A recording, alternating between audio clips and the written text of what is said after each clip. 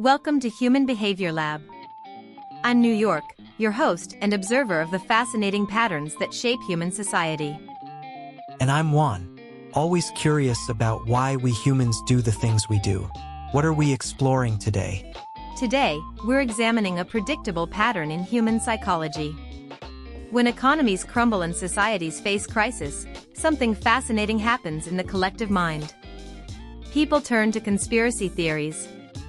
Not just individuals, but sometimes entire governments. That sounds intense. Is this happening somewhere specific right now? Yes.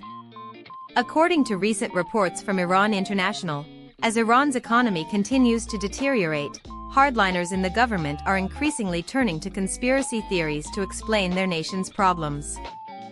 Wait, the government itself?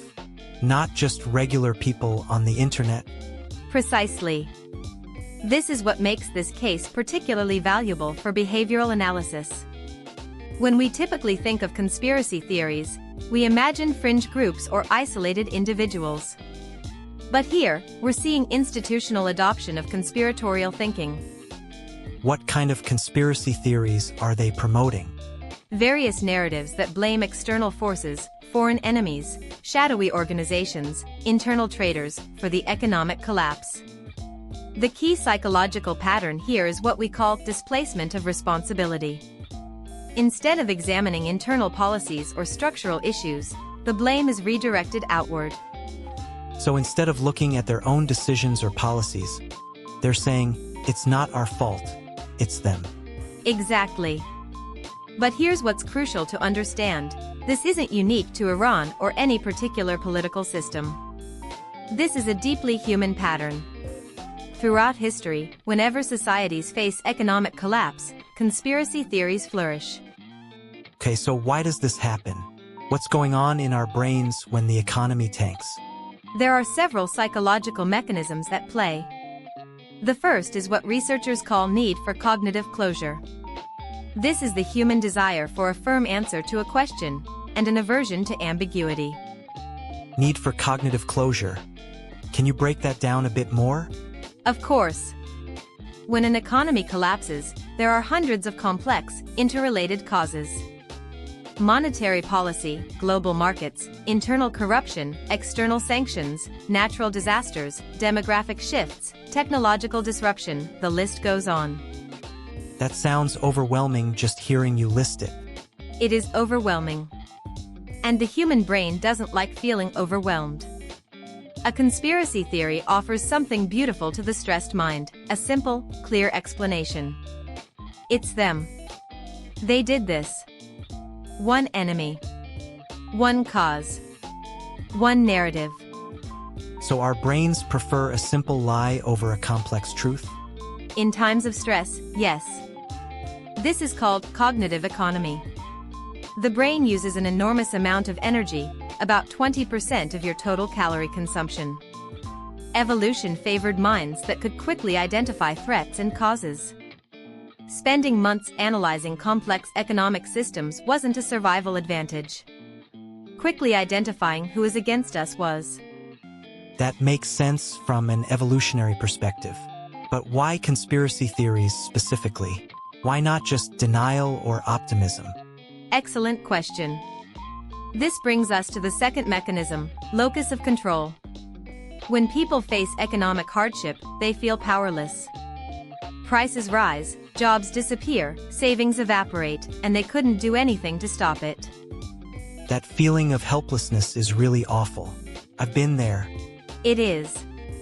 And here's where conspiracy theories serve a psychological function. They restore a sense of control. If there's a conspiracy, then someone is in control. The chaos isn't random. There's a hidden order. And crucially, if there's a conspiracy, then you can fight it. You can identify the enemy. So believing in a conspiracy actually makes people feel better? More in control? Psychologically, yes. Research consistently shows that people who feel powerless are more likely to believe in conspiracy theories. In one famous study, participants who were made to feel a lack of control showed significantly increased belief in conspiratorial explanations for events. What about anger? I imagine people get really angry when their economy collapses. Anger is crucial here. This introduces our third mechanism, attribution of blame. When we suffer, we naturally ask, who did this to me? There's a concept called the just world hypothesis, the belief that good things happen to good people, and bad things happen to bad people. But that's not how the world actually works. Bad things happen to good people all the time. No, it isn't. But believing in a just world helps us feel safe. If we can attribute our suffering to an evil actor, then the world still makes sense. Bad things don't happen randomly, they happen because bad people cause them. Random misfortune is terrifying. Targeted malevolence is at least comprehensible. So this is basically scapegoating, isn't it? Finding someone to blame? Precisely. And historically, this pattern has led to some of humanity's darkest chapters. Economic crisis followed by the identification of scapegoats has preceded genocides, persecutions, and mass violence throughout history. When governments promote conspiracy theories during crisis, they're not just explaining events, they're potentially setting the stage for collective blame. That's really sobering. Is there anything we can do about this? As individuals, I mean. Understanding these mechanisms is the first step. When you feel the urge to believe a simple explanation for a complex problem, pause. Ask yourself, is this true, or is this just what my stressed brain wants to hear? Be aware that when you're stressed, anxious, or feeling powerless, you're more susceptible to conspiratorial thinking. That's actually really practical advice. Anything else? One more important factor, social identity. When people feel threatened, they become more tribal. Us versus them thinking intensifies.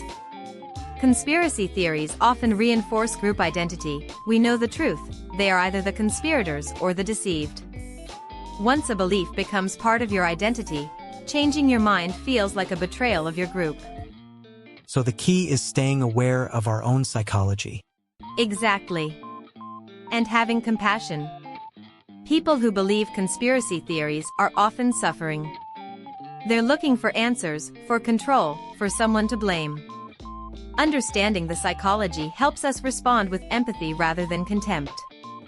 Complex problems usually have complex causes. Any explanation that's too simple should trigger our skepticism.